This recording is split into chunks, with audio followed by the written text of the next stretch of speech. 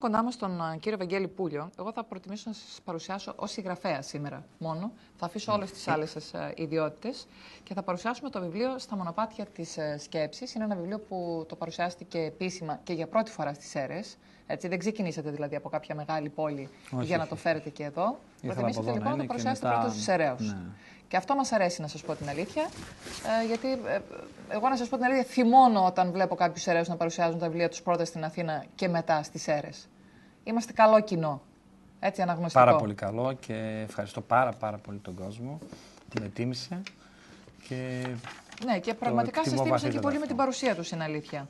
Στην παρουσίαση του βιβλίου. Μια φορά. Και έγινε από τον κύριο Παπαχρήστο, έτσι, τον δημοσιογράφο των Νέων. Λοιπόν, να ρωτήσω πρώτα απ' όλα πώς αποφασίσατε, γιατί εδώ τώρα λέτε εσείς ότι είναι ένα δοκίμιο, αλλά εγώ θα έλεγα ότι είναι καταγραφή κάποιων προσωπικών σας απόψεων, που βεβαίως τις έχετε συζητήσει με πάρα πολλούς και έχετε κατασταλάξει. Πώς αποφασίσετε να τα καταγράψετε όλα αυτά? Πέρυσι το καλοκαίρι ξεκίνησα να το γράφω.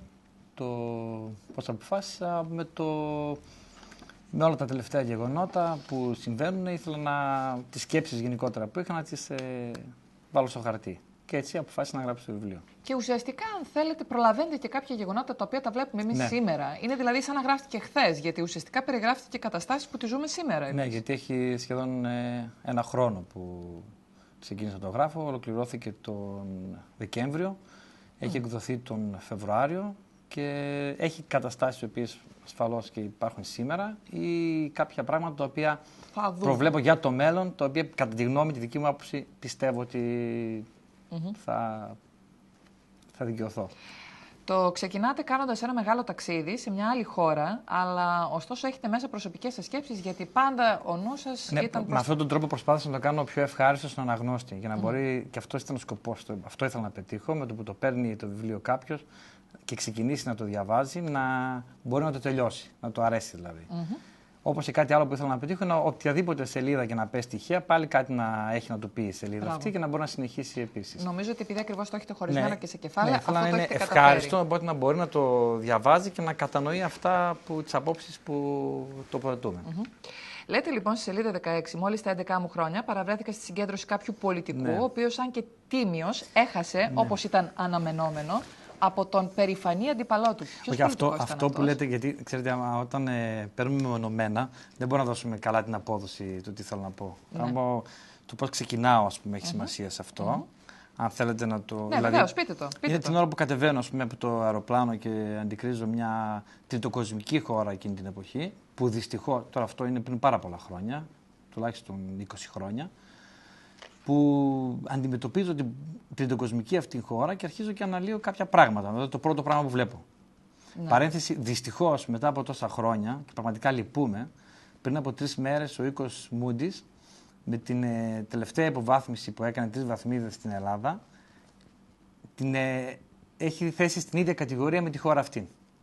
Την οποία έχω ζήσει τη χώρα αυτή, την έχω δει, την οποία είναι στη Λατινική Αμερική μια χώρα. Λατινική Αμερική. Λοιπόν, και λέτε ότι έχουμε φτάσει στην τότε κατάσταση αυτής της χώρας. Η Moody's λέει. Η Moody's λέει, μπράβο. Λοιπόν, τώρα αυτοί για να κρίνουν και να φτάσουν, ας πούμε, μια χώρα να την βάλουν στην ίδια κατηγορία με μια άλλη χώρα, σίγουρα παίρνουν πολλά στοιχεία και εξετάζουν. Πάντως το αναλύετε και αυτό με τους οίκους μέσα στο βιβλίο σας, θα πρέπει να πω. Και ουσιαστικά μας δίνεται να καταλάβουμε ότι δεν είναι απλά μόνο η πραγματική κατάσταση, αλλά είναι και κάποια παιχνίδια που παίζονται, κάποια συμφέροντα που εξυπηρετούνται. Με τους οίκους, βασικά δεν υπάρχει. Θεωρώ ότι μια χώρα, ας πούμε, δεν είναι, όλες οι χώρες είναι χρεωμένες. Δεν υπάρχει περισσότερο χρεωμένη, ας πούμε, είναι η Αμερική. Τώρα από εκεί πέρα να το φέρω σε ένα παράδειγμα, σαν μια μικρή εταιρεία, η οποία μπορεί να χρωστάει, ξέρω εγώ, 10.000 ευρώ σε μια τράπεζα. Και έχουμε μια εταιρεία η οποία μπορεί να χρωστάει 100 εκατομμύρια ευρώ. Εάν εκείνη τη στιγμή γίνει απαιτητό στην εταιρεία αυτή, γίνουν απαιτητά τα 10.000 ευρώ και δεν έχει να τα δώσει, προβληματική η εταιρεία φαίνεται αυτή που χρωστάει τα 10.000. Δεν θα είναι η προβληματική αυτή η εταιρεία που χρωστά τα 100 εκατομμύρια. Κάτι παρόμοιο γίνεται και στην παγκόσμια σκακέρα αυτή τη στιγμή. Δηλαδή υπάρχουν χώρες που είναι πολύ δυσκολότερα, πιστεύω, από την Ελλάδα, αλλά δεν ήταν στο μάτι του κυκλώνα αυτή τη στιγμή, οπότε ή μάλλον δεν τις έχουν θέσει για άλλα συμφέροντα ή μάλλον δεν κάνει να είναι, γιατί άμα ήταν η Αμερική, ας πούμε, σε αυτή την κατάσταση, καταλαβαίνετε θα είχε καταστραφεί όλος ο κόσμος. Ή εκτός αν έχουν παραγωγή αυτές οι χώρες που μπορούν να καλύψουν έτσι, πιο εύκολα αυτό το μεγάλο ποσό. Το θέμα της παραγωγής είναι, ας πούμε, ότι όταν βλέπεις μια χώρα και έχει, ας πούμε, κάποια χρέη, πάλι μια σαν εταιρεία, την οποία πάει να διαπραγματευτεί και λέει, ας πούμε, στους πιστωτές της πώς θα αποπληρώσει αυτό το χρέος. Όταν έχει παραγωγή, που είναι το πρώτο, λέω, θεωρεί ότι θα αυξήσω την παραγωγή μου, οπότε θα μπορέσω να ανεβάσω το τζίρο μου και στην ουσία να σε πληρώσω. Αυτό, ας πούμε, γίνεται στην Ελλάδα. Θεωρούν ότι η Ελλάδα είναι πολύ δύσκολο να βγει από αυτή την κρίση, διότι αντιμετωπίζει πρόβλημα οικονομικό χωρίς να έχει ασφαλώς παραγωγική δραστηριότητα, έτσι, οπότε δεν πείθονται οι πιστωτές. Έχει όμως, πιστεύω ότι έχει η Ελλάδα δυνατότητες, απεριόριστες δυνατότητες, όπως γράφαμε στο βιβλίο, ναι, που αν τις εκμεταλλευτεί σωστά, ασφαλώς θα μπορεί να βγει πολύ ευκολότερα από την κρίση. Γιατί εδώ έχω και την ένσταση με τη Ρωσία, αλλά θα φτάσουμε σε εκείνο το σημείο. Για πείτε μου τώρα, αυτός ο πολιτικός που λέτε ότι στα 11 σας βρεθήκατε στη συγκέντρωση ενός τίμιου και έντιμου Κοιτάξτε, πολιτικού. Να σας πω, αναφέρομαι καταρχήν στο Γιώργο Τωράλη, αλλά ξεκινάμε με το που κατεβαίνω, ας πούμε, αντικρίζω μετά που σταματάει το αεροπλάνο, ας πούμε, και κατεβαίνουμε τις σκάλες και αντικρίζω τον κόσμο, την κατάσταση που ήταν ο κόσμος και ζούσε εκεί, η οποία, ας πούμε, περιεργαζόταν με έναν περίεργο τρόπο. Όλο αυτό, το πώς με κοιτούσε ο κόσμος, μου είχε κάνει εντύπωση. Και εκείνη την ώρα, ας πούμε, η σκέψη μου ερχόταν και μου έκανε εντύπωση, ας πούμε, πόσο αρνητική ήταν σε αυτούς, πόσο άσχημη μάλλον ήταν η εμφάνισή τους, και το ίδιο σκεφτόμουν ότι αυτοί κάτι μπορεί να λένε κάτι παρόμοιο για μένα. Οι πολλοί όμως οι οποίοι ήταν εκείνη τη στιγμή, σίγουρα αν τους βάζαμε σε μια εκλογική διαδικασία θα ψηφίζαν τον εαυτό τους, οπότε θα είχαν δίκιο αυτοί. Έτσι τώρα έρχομαι στη σύγχρονη δημοκρατία κατά κάποιο τρόπο, έτσι τώρα μπορείτε να τα δείτε και αναλυτικά όποιος διαβάσει το βιβλίο, όπου πολλές φορές μέσα από δημαγωγία και από να παρασύρουν τον κόσμο σε διάφορα γεγονότα και ο κόσμος να ψηφίζει κάποιους είτε πολιτικούς είτε να παίρνει αποφάσεις για το μέλλον της χώρας, πολλές φορές μπορεί να είναι προϊόν δημαγωγίας, όπως προανέφερα, ή κάποιων μέσων ενημέρωσης, ανάλογα με το πώς τα λανσάρουν. Και αυτό θεωρώ, ας πούμε, ότι δεν είναι απόλυτα, δεν θεωρώ ότι είναι το καλύτερο, δηλαδή δεν το θεωρούσα 100% δημοκρατικό όλο αυτό που συμβαίνει, και γι' αυτό αναφέρομαι τότε, ας πούμε, έρχομαι στην κατάσταση που ήταν τότε οι εκλογές, που ήταν πάρα πολύ δημοφιλής τότε ο Ανδρέας Παπανδρέου, μπορούσε να μιλήσει με το λαό, είχε τον τρόπο να το πάρει το λαό. Πολλές φορές χρειάζεται επίσης το καλό άκουσμα στο λαό, να το πάρει, να του δώσει κίνητρο. Οπότε να μπορεί με το κίνητρο αυτό ο Έλληνας να δυναμώσει και να παράγει γενικότερα ο κόσμος, όχι είτε είναι στην επιχείρηση είτε είναι σε μια ομάδα. Όπως ήταν κάποτε στην Εθνική Ελλάδος με το Ρεχάγκελ, που τονώθηκαν οι παίκτες, και όπως ήταν τότε με τον Πολίτης, το μπάσκετ.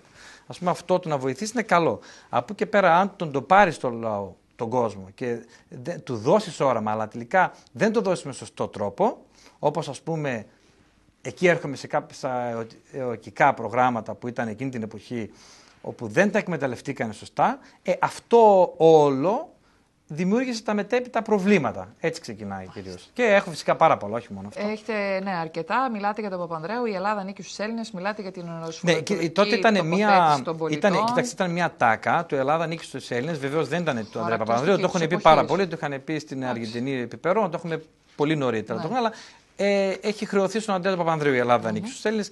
Και έρχομαι στη σημερινή κατάσταση που φτάσαμε, δηλαδή δυστυχώς μετά από 30 χρόνια η Ελλάδα να μην ανήκει στους Έλληνες. Σε αυτό έχετε ένα μεγάλο δίκιο. Πάμε στην σελίδα 34, εκεί όπου μιλάτε για την τάξη του 84. Βέβαια το ξεκινάτε από τη Νέα Υόρκη του 1970 και μιλάτε και για την τάξη του 84. Λέτε ότι είμαστε σε αυτή την κατάσταση σήμερα. Γίναμε Να σας πω τι είναι η τάξη του 84, γιατί απλώς το βάζω εισαγωγικά και δεν εξηγώ. Δεν θέλω να λέω πολλά. Εσείς δεν εξηγείτε, αλλά ουσιαστικά μας το δίνετε να το καταλάβουμε μέσα από τα συμφραζόμενα. Να σας πω την αφορμή, ας πούμε, πώς το έγραψα αυτό. Είναι ότι είχα δει τότε εκείνη την εποχή, το 82 μάλλον, μια ταινία που ήταν εκείνη την εποχή, Charles Bronson, ας πούμε, τον ηθοποιό, δεν ξέρω αν το θυμόσαστε, που ήταν ένας αστυνομικός άγριος και έδειχνε την τότε κατάσταση της Αμερικής, της Νέας Υόρκης, που υπήρχαν στους δρόμους συμμορίες, γινόταν τραγικά πράγματα γενικότερα στο κέντρο των Ηνωμένων Πολιτειών, της Νέας Υόρκης, όπου αυτό, ας πούμε, στην ουσία είχε πάρει τον νόμο στα χέρια του και καθαρίζανε τους δρόμους από όλα τα παράσιτα εκείνης της εποχής, ναρκωτικά κτλ. Και τους ανθρώπους γενικότερα που δημιουργούσαν προβλήματα, δολοφονίες και τα σχετικά. Παίρνοντας αφορμή εκείνη την ταινία, η ταινία ήταν νωρίτερα βέβαια, δεν ξέρω, το 80, το 79, τότε είχε γυριστεί. Απλώς έδειχνε με την κατάσταση που είχε πάρει η Νέα Υόρκη εκείνη την περίοδο, την δεκαετία του 70, έδειχνε η ταινία προφητικά πώς θα είναι η τάξη του 84, το σχολείο δηλαδή, όταν θα είναι το 1984. Και έδειχνε δηλαδή πραγματικά τραγικά πράγματα. Παίρνοντας αυτή την αφορμή, τώρα εγώ το κάνω μαζί στα δικά μας, με το πώς έχει φτάσει η Αθήνα στο κέντρο και γενικότερα η κατάσταση που είναι. Και εάν δεν πάρουν μέτρα που ήδη δεν έχουν πάρει και ξεφεύγει η κατάσταση, ίσως να φτάσουμε σε εκείνη την ταινία που είχα δει το 1984 που λέγεται τάξη του 1984.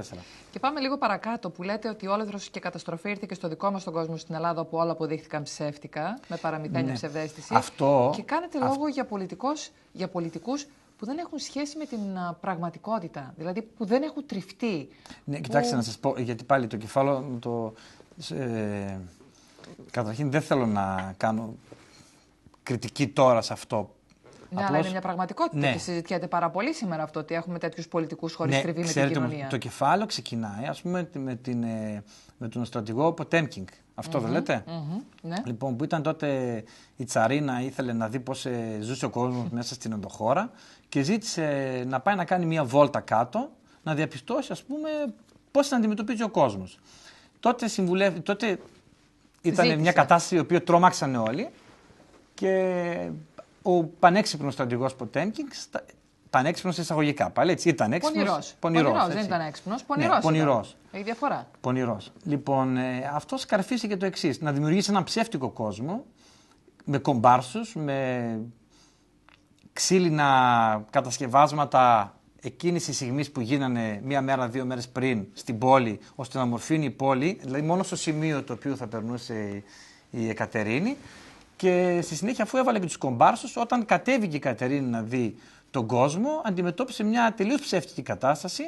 Ενώ δηλαδή, ζούσε άθλια ο κόσμος, στην ουσία αυτή είδε μια κατάσταση τον κόσμο να φωνάζει να ζήσει η Βασίλισσα και χαρούμενοι να τη χαιρετούν, να βλέπει μια πολύ όμορφη πόλη από τα δρομάκια που πέρασε και αυτή να έμεινε ευχαριστημένη. Και λέω, όλοι ευχαριστημένοι. Ευχαριστημένος ο στρατηγός Ποτέμκινγκ που μπόρεσε και κορόιδεψε τη Βασίλισσα και η Αυλική. Ευχαριστημένη η Βασίλισσα που είδε τον κόσμο να ζει καλά. Βεβαίως η πραγματικότητα δεν άργησε να έρθει και υπήρξε ο όλεθρος μετά. Κάτι παρόμοιο ισχύει και φυσικά με την οικονομία τη δικιά μας την ελληνική. Δηλαδή με τα δάνεια τα οποία. Ή με τους πολιτικούς μας. Και με αυτό που μαζί είναι, πακέτο το βάζω τώρα. Αυτό, δηλαδή ζούσαν να δείξουν στον κόσμο ότι ήταν μια κατάσταση, μια ευημερία στην Ελλάδα, με το ότι η Ελλάδα έχει ξεφύγει, είναι μια χώρα που είναι στα δυτικά πρότυπα και ο κόσμος ζει υπέροχα χωρίς προβλήματα για να μπορούν να παίρνουν τους ψήφους, που στην ουσία το γνωρίζετε όλοι, δεν είναι κάτι. Σωστά. Απλώς την καταγραφή κάνω. Λοιπόν, ζούσαν στην ουσία με τα δανεικά που γινόταν, μέσω και τραπεζών και η Ελλάδα μέσω του εξωτερικού τα δάνεια που μεγάλωναν. Τότε, ας πούμε, ο κόσμος όταν τελικά αυτό πέρασε, εκεί, σήμερα δηλαδή, φάνηκε και η γύμνια αυτήν που ήταν σαν να ζούσαμε σε έναν ψεύτικο κόσμο όπως του στρατηγού Ποτέμκινγκ. Ουσιαστικά άρχιστε να καταγράψετε πριν έναν χρόνο αυτό που ο κόσμος λέει σήμερα. Εσείς βέβαια το λέτε ως επιχειρηματίας αλλά και πολίτης. Λέτε όταν ο επιχειρηματίας, δηλαδή ο πολίτης αποτύχει, πληρώνει την τσέπη του τα λάθη του. Ναι. Έτσι.